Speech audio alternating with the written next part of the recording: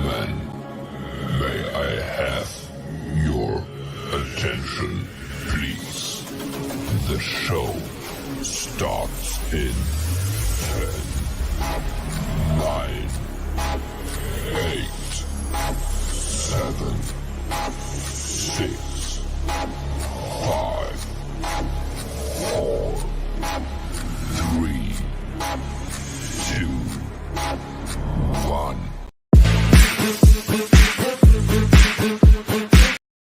Ladies and gentlemen, boys and girls, welcome back to Invest in Yourself, the Digital Entrepreneur Podcast. I am, of course, your host with the most, Phil Better, and I have one of the greatest bosses who have been uncaged, Mr. S.A. Grant. How are you doing, sir? Doing well, man. I definitely appreciate you having me on the show. It's been some time since we last spoke. Yes, I was a guest on your show, and I'm returning the favor because I had such an incredible time on the show with you.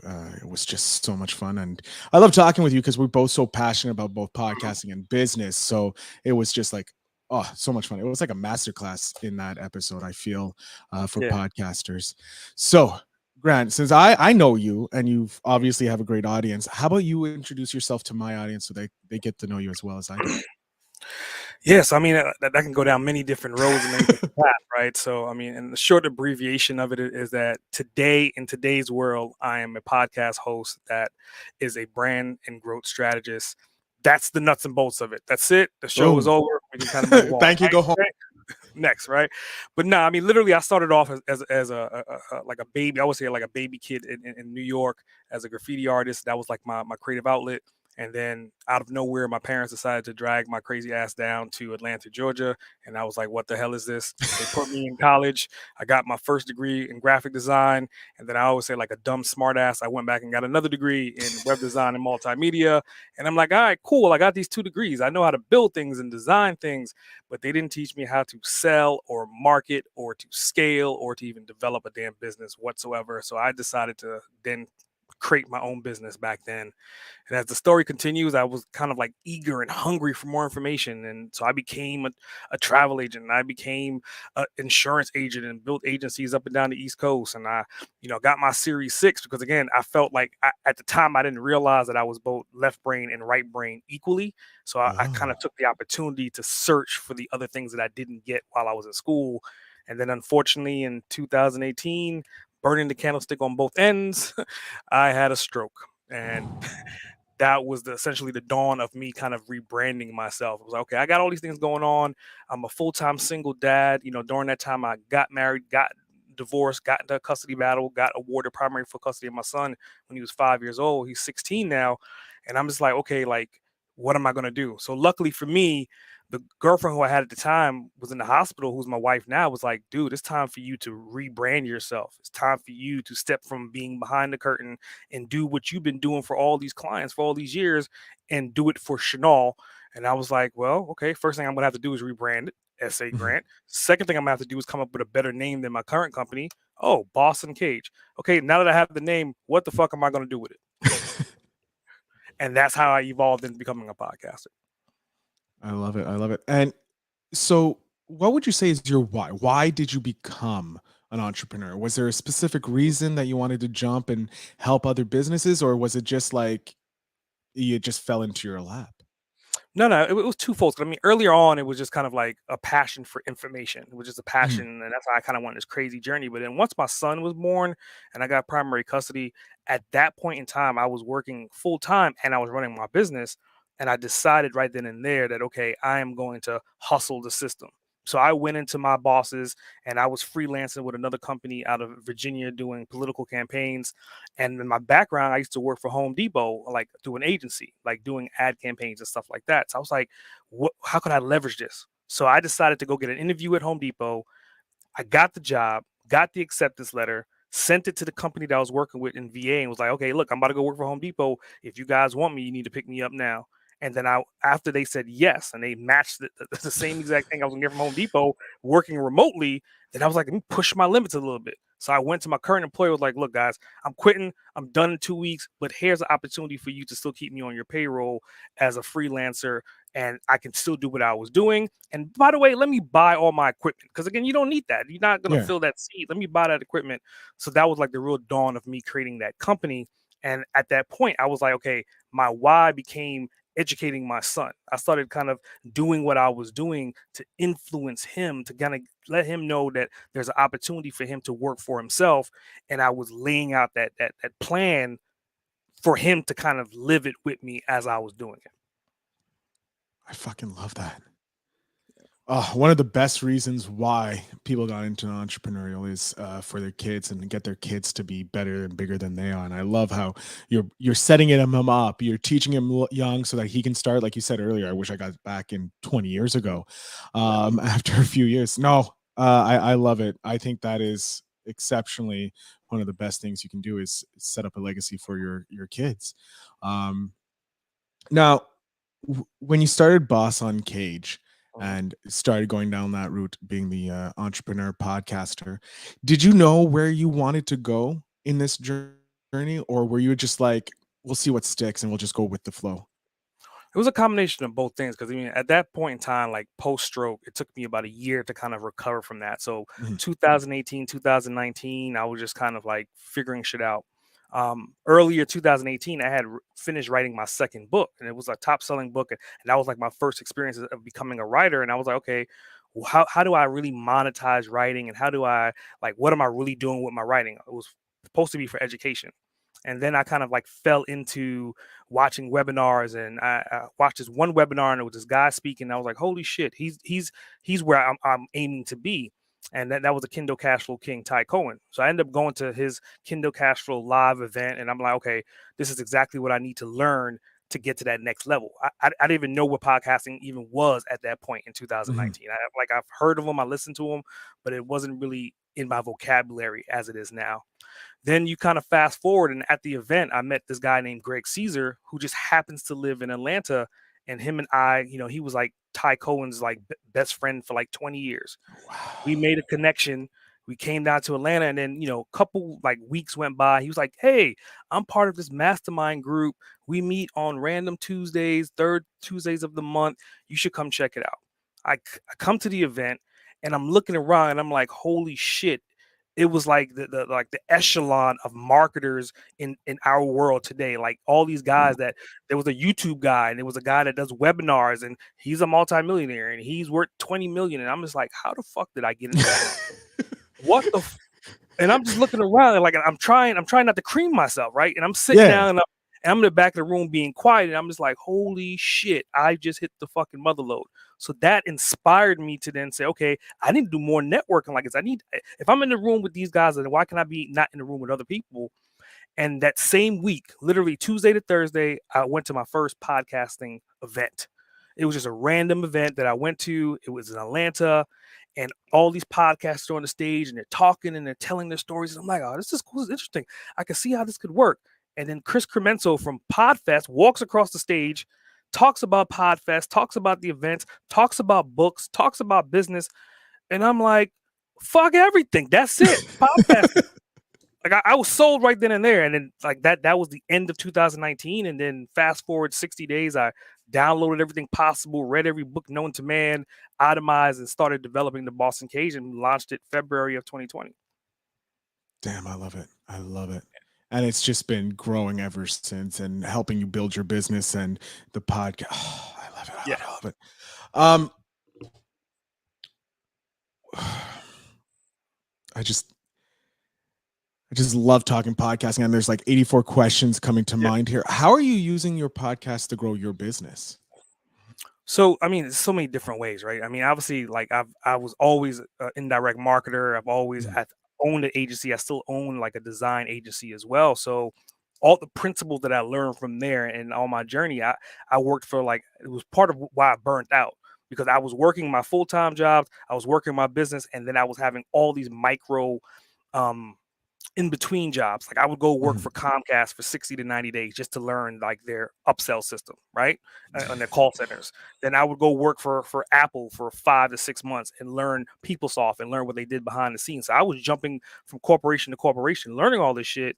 And then I was like, okay, now with podcasting, how am I going to do that? How am I going to monetize? So the first thing I did was like year one, I just took the strategy of learning the craft. Like I got completely engulfed into podcasting, and I let my agency support it because my agency still had clients. Mhm. Year two, on the other hand, I was like, okay, now I got some systems down in place, and I have like a real core niche of people from my Rolodex that's making referrals. So I was okay. So now my network is expanding naturally. Great. Then in the year two, year three, I was like, okay, like I think I'm pretty much ready to monetize now. So how do I convert my agency into this podcasting model? And so that's when I started like my Boss Uncaged Academy, started writing. From then until now, I've written 8 books. I'm working on my 9th book right now. I actually have working on a accelerator program. And at the same time, I really dove into affiliates, like affiliate marketing, affiliate strategies, and all this different. Mhm. So there's a million different ways to monetize something, but those are just a fragment of what I'm doing today. Oh, no, I love it. I love how you're creating the streams of income so that and using previous streams of income to invest in the next stream. It's great. Um, can you tell us a bit about the academy? What is going on? What is the academy about? So I would say, kind of going to the brand, right? To Mhm. become a boss on Cage, essentially, you need to have some core principles, right? And I would say what I am doing, I'm the living example of what Boss and Cage represents. So ideally, if you want to learn how to write a book, the academy can help you do that. If you want to start a podcast, the academy can help you do that. I'm a branding specialist. Goes back to my graphic design degree, and I think branding is the seed for everything. If your branding completely sucks, no matter what you do, you're going to be unrememberable. And that's why I really started with developing the brand of Boston Cage. My name and that brand go together hand in hand, like Steve Jobs, Apple, and that's the way by design. So in that academy, you could learn about branding. You could learn about how to leverage a podcast. And people don't even think about what does podcast have to do with books. Well, you ever thought about transcribing your podcast episodes and collaborating them into a book and giving out the key points of every episode over 2 or 3 seasons? That's a book right there that somebody would Mhm. buy, right? And think about it. I think it was Tools of Titans was a book that was formatted in that way as well. Yeah, Tim Ferriss. Tim Ferriss is a genius, and he keeps Yeah. revolutionizing the industry with his with each book he pops out. So, Yep. yeah, I know the Tools of the Titans. I think I read that, and I'm like, well, my podcast is that. So, yeah, it's unbelievable. Interview based podcast. Boom, you have Tools of the Titan right there. You have one of the favorite moments of pod. Like you can do anything. You can. Mhm. Kevin Smith did it with his blog posts too, way back when. I One of mean, his books was content, man. all it's It's content. just Yeah. recycling that damn content and reusing it in different ways, man. So, and it's always just keeping your mind open. It's not about the shiny new objects. For me, what I learned from post stroke until now, because I was doing all those different things and it was just me being hungry for information. How do I take this information and leave it within my one brand?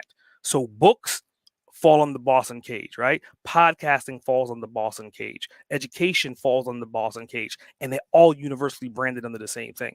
So these that way now I don't have to worry about, well, my SOPs over here are going to be different than that. Fuck that. All my SOPs are all within this one brand. They're all systematically done. They're all running the same systems. They're all on the same platforms. They're all using the same automation. I love it. I love it. Where do you see the Boss Cage going? There's so many different ways. I mean, obviously, I'm facetious when I say this. When I have this conversation with my wife, I was like, okay, based upon the stats, female to male, more than likely I'm going to die before you do. When that opportunity comes, when I die, there's only two things that's going to happen, right? Either technology has finally caught up to where you could upload me into the cloud and I can continue creating this shit forever, or if that doesn't happen, I've learned to like backlog my episodes. So right now we're on season 4, but we've recorded probably an additional close to 200 episodes. So really, we're well into season 7, season 8. So if I was to die tomorrow, this content will continue past my death. And again, I have a bunch of systems to automate it. But ideally, I want to kind of reach a general number of a population. Like my first goal was I want to reach 1 million entrepreneurs and to not only have Boston Cage be a name that they recognize and understand, but it'll be a name that would help them get to where they want to be. Much like how I look at the movie The Founder, and every time I look at that shit, I was like, this dude's 60 years old. Everyone said no to him a million damn times, and then he became a billionaire in his 60s. Mhm. I want someone to sit back and be like, you know what? I couldn't figure it out. I couldn't figure it out. And I rocked with Boston Cage for 6 months or a year, whatever it is. It could be 20 years, 100 years from now. And because of Boston Cage, they have the comprehension and the insight and the know how to move forward and scale. I love it. I love that vision, that goal you have for your business, where you want to go, even after you're dead. Your death, you want to be helping people grow and become better. And probably you're going to have more than 200 before you die, but it's just going to keep going and going. You're going to have a catalog for life, pretty much. You're going to have 2 lifetimes worth of catalog. The amount of hustle you put in Yeah, with your episodes, you probably can pump it up a daily show, I and could. still have more content to go out. What has been your favorite moment so far since you've launched the Boss Uncaged? I think for me it was the eureka moment. Like once when I saw Chris come off the stage, and I was like, that was like the first time that everything else I'd done before was just me searching. And I realized that I fucking found it. Like, holy shit, the pot of gold, diamonds are falling from the sky with leprechauns holding on to them. It was my moment. I was just like, why didn't I not, like, what the hell? And so then after that, I would just think now on a day to day basis. I mean, I interview anywhere from 3 to 10 people every single week. And the opportunities to where these people, I don't know them, they don't know me, and with the hour or 2 hours before I do my due diligence, I do my research, and I feel like we're family. And when I get on that episode, like we're talking like we've known each other the entire damn time because we're having a conversation about their journey. And again, an entrepreneur's journey is something that it bridges the line between black, white, male, female. It's a hustle mentality, and the only thing that you really see is the opportunity, the return of the green, and the legacy you leave behind. I love it. I love how you that description of what an entrepreneur life is. It's the hustle, it's the green, and it's the legacy. That's what everybody wants to leave. And I think that's what entrepreneurs want. They see that they have a chance to leave a legacy that will go on for generations and generations. And that's all we want as humans. We want to be remembered after we're dead. And one podcast, boom, you're set. YouTube, you're set now, right? We just want to be remembered like Homer and the Odyssey in some regards, like someone right keeps talking about us. Um, Yep. I don't know, a tip right off the bat for entrepreneurs coming off the Hmm. bat. If they're going, it's entrepreneurs starting, they're walking into the world. They're like, you got a guy who's like, I'm done with this 9 to 5. I can't do the 9 to 5 anymore. I need to be my own boss. I need that creativity. They're more creative. They may be like you and me, a left and a right centralist, or they may move more on the creative side, but we're forced into the into the 9 to 5 world. What is your tip to them? What should they do to get out of that? Man, there's so many different things I could tell them, but I would tell them more so than anything else. It goes back to the 3 points that you just brought up about, okay, the hustle, the money, and then the legacy. And there's only one thing in our world, really and truly, right now that kind of supplies all that outside of the investments, outside of real estate. It's content. So figure out what content that you love to talk about, because it doesn't really matter what the content is. Because again, if you do the research, you will find out that there's people dying for that content. You could be Mhm. someone that just stitches like some valedictorian, old school 1800, 1600 headbands or something, and there's a community of people that are just dying for that. They're just looking for that. So if you find out what you want to create content on and then go balls to the wall and start developing that content, start documenting what you're doing in that content. Now obviously I'm biased because I would say YouTube or podcasting, like you said, is the bedrock for something like that, but I would say even more so podcasting is better than YouTube. And hear me out, podcasting is an RSS feed that's essentially being syndicated on multiple different platforms. If Amazon goes down tomorrow, well, then shit, Apple still may be awake and your RSS feed is still on Apple. If Apple goes down, then your podcast may be on another particular feed. That's multiple different syndicates globally that are streaming your content all over the damn world versus YouTube is essentially owned by a corporation and it's one system. And they That can to knock me, you out in an instant. instant. instance. So I'm not saying don't do YouTube, but as a podcaster, we do YouTube, but YouTube is usually a secondary because Mhm. for me, it goes back to look, every time I see someone says, hey, add your RSS feed, shit. I damn near memorize my damn RSS feed. You know what I'm saying? I'm trying to, because again, that just gives you more and more and more and more. If 5 close down, 3 pop up, and you keep doing it, that shit becomes a virus. A Mhm. podcast for an entrepreneur is a money creating fucking virus if you set it up right. It's true. Like, look, I don't even have to. Like, we can go to John Lee Dumas, Entrepreneurs on Fire. The guy prints out his monthly reports of how much money the podcast makes Mhm. and shows you the breakdown on everything. If that doesn't prove to you that podcasting can make money for business, I don't know what can. This guy went from nowhere to like the name in the podcasting world. Yeah. Yeah, it prints. Podcasting is a money printer if you set it up properly. Like you said, if it's set up properly, you're printing Mhm. money. Yeah. But Um, they got to be mindful too. It's mhm, not one of those things where you could just wake up on a random Tuesday and then on Thursday you're just making buku of money. Like you have to kind of go through your rite of passage because the biggest mistake that I've seen on podcasters, especially with hosts, they don't do their due diligence. They don't learn podcasting as a fucking craft. That shit is an art. And mhm. until you realize that it's an art, you're gonna just sit there and read content and wait for a response. That is dry. It is stale. You have to reach into your balls and get the animation and spit that damn fire. If you don't do that, the audience is not going to listen to you. If you and I were on this podcast right now, it's like, yes, yes, Hello, mhm, hello, yes. monotone voice. The, this show would have been over. It would have been like, Yeah, you'd have it would. lost me. No, I fully agree with you. With like, you need to have a personality. If you have a dry sense of, if you have a dry personality, have a co-host that can pop it or talk about something that's just a little bit more energetic. Put a little bit of energy into it, and it's going to go a long way. Or Yep. you may find people who like dry podcasts, but generally entrepreneurs, you need to pop. You need to have a Yeah. not a character, but you need to have a persona to push Mhm. it beyond, because you're now the, like you said, you're the brand is you and you are the brand is you. You need to build it. You need to be that person. You need to be the boss Uncaged for yourself, the podcast mogul I am, helping people with podcasting, helping people, businesses grow their business and people become an uncaged boss. Like, you need to personify and you need to push it, and you need to be able to be engaging. If you can't ask engaging questions for your guests, or at least be able to hold a conversation about the passion of your thing, it won't work. And it's so true. You're spitting fire here, man. Well, I'm over here. I'm testified. I feel like I'm at church. You spitting at the pulpit, and I'm just like testify, testify. Oh man, I want to know, what if you had to start over?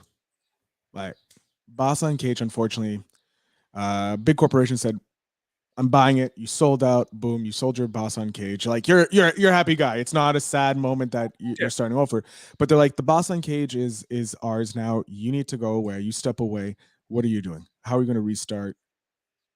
Are you going to do another podcast? You're going to do what? What are you doing? I think that's essentially a beautiful question because again, obviously you're building all this for a legacy, you're building all this for revenue, and potentially whether somebody's going to admit it or not, if somebody comes with the right price, I'm more than willing to sell it because again, that proves the concept. It leaves behind the monetary gains for the legacy, and it gives me way more damn capital to start and do the shit all over again 10 times that faster. So instead of taking 3 years, I do the shit in 3 months. It's a no brainer. It's kind of like why would I not? Why would not make another Boston Cage? Obviously, I can't call it Boston Cage. If they buy it, they're gonna buy the trademarks and everything else that I've Yeah, built the business on. And then I'll just come up again. I'm a brander. I'm a marketer. I'm gonna come up with some other crazy whatever it is, and then maybe a different genre. I may not be talking to business owners. I may only be talking to real estate because then I'll have $10 million or $100 million and I become an investor in real estate or I become an investor in SaaS platforms. Whatever I'm investing in at that time, that's what the podcast is going to be about. It's going to be all the same shit done in a lot quicker time. I love it. Smartest answer I've heard yet. Um, I want to know your go-to book. I'm a book reader. I love reading. Mm. What is your go-to book for if you're telling people, hey, you're an entrepreneur, you should read this book? So it's funny that you asked that question, because that's one of the questions I always ask on my show. And because of that, I've created like a Boss Uncaged book club that's a complete online directory, and we're up to like maybe 200 or 300 books right now. So when you ask me that question, I'm just kind of like, every damn day I hear a new book or an old book. Obviously, Tim Ferriss, right? 4 Hour Work Week. That's a great book. In addition to that, like the legacy of like the original books, like the old school books, like the books that Rich Dad Think and Poor Grow, Dad, Think Think and and Grow Grow Rich. Rich. Yeah, Like those books are kind of like, if you have not read any of those books, if this is the first time you're hearing it, I want to lend you my condolences, because you've been in the damn cage for too damn long and it's time for you to break out. But I would say start with those books. In addition to it, there's other books like The 5 Second Rule. That's another really good book by Mel Robbins. And it's kind of like, it's 5 Second Rule. What the hell is that? But I mean, again, majority of the time from being an entrepreneur, it's always about the split decisions. It's always about, oh, I don't have the money. Fuck. That 5 seconds turns to 5 days. It turns to 5. Or it's, oh shit, I got to do something. I got to be somewhere, and I'm not sure how am I going to do it because I need to get a plane ticket, or it's bumping with my schedule. And then you overthink it, and then you don't act on it. As an entrepreneur, you have to act. And I would say the 5 second rule kind of just gets you to understand the psychology of your mind. Stop all the bullshit, count to 5, and then execute.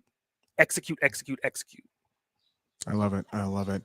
So I'm gonna jump off, Chanel. You're gonna off the front screen. I'm gonna give you the last little bit to let my audience know where they can connect with you, how they can listen to the Boss Uncaged, how they can join the academy, all that fun stuff. So the floor is yours, sir. Yeah, yeah. So Boss Uncaged is simple. Again, from a marketing standpoint, it's all keyword driven, right? Podcast.bossuncaged.com. The website for Boss Uncaged is bossuncaged.com. And the academy is academy.bossuncaged.com or bossuncaged.com/academy. Again, all keyword friendly stuff, all simple to spell.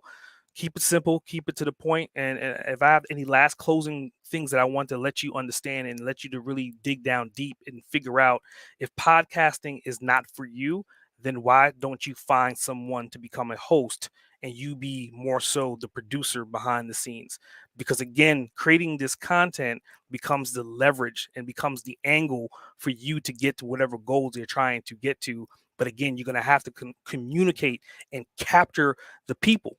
There's 7.7 billion people in this world. I only need to get 1%. I can get 0.5% of that and still be well off and wealthy, because I'm talking to my core audience. I'm talking to the people that I resonate with. That's something you have to do. You don't have to worry about the billions. You just have to find a couple hundred, a few thousand. I love it. Again, more wisdom from the Boss Uncaged himself, S.A. Grant. Dude, I can't thank you enough for coming on the show. I always have great time talking with you in our messenger and being a guest on your show and the posts on Facebook that we talk. I can't thank you again, and I can't wait to have you on the show again, sir.